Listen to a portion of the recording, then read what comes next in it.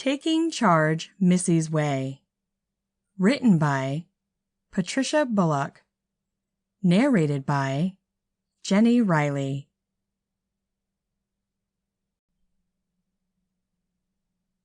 I dedicate this book to my late sister, Brenda Sue Miller.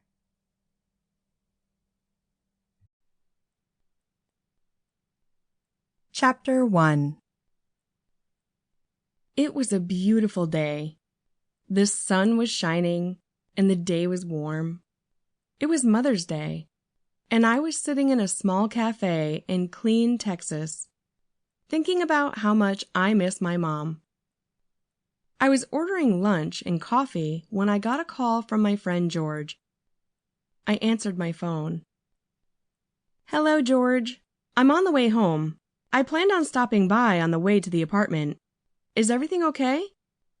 George replied, "Yes, but I need to talk to you. How far away are you?" "About an hour or so. I'll bring dinner when I arrive, okay?" "You don't have to take care of me, you know. But if you want to bring dinner, I won't complain." He chuckled. "Be careful," he said, and then hung up. George is such a sweet man. I remember the day George came into my life as if it were only yesterday, instead of 3 years ago. He's an older gentleman.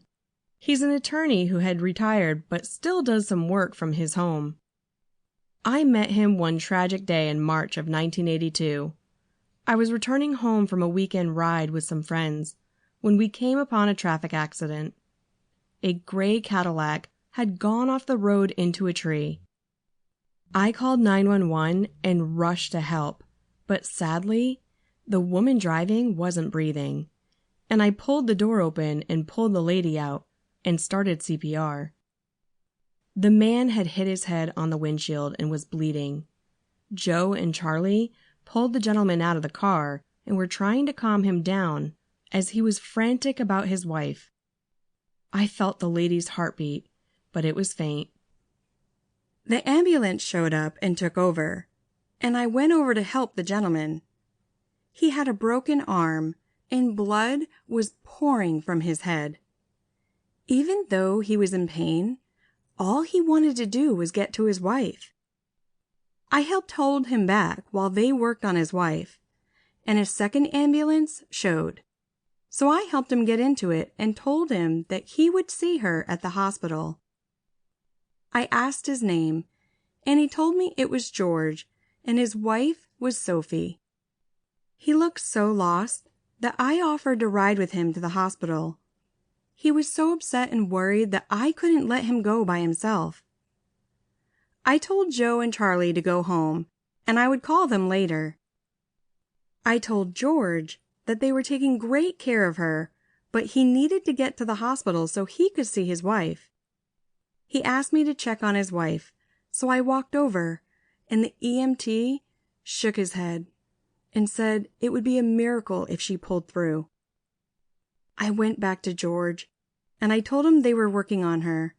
They were doing everything they could, and they were heading to the hospital. He had tears running down his face. I asked if I could ride with him, and the EMT said yes. I held his hand while they cleaned up his head and put a brace on his arm. They wrapped his ribs, and they wanted to start an IV, but George said not until he saw his wife. He told them that until he knew if she was okay, only then would he get treatment. So we went to the hospital, and they helped him in a wheelchair. I told them I'd take care of him. The EMT called to the nurse, and they said that he could go see his wife. I knew then that she must not have made it. I pushed George into a room, and a nurse and a doctor was there. George saw his wife, and he cried. The doctor said they did everything possible, but her heart had given out.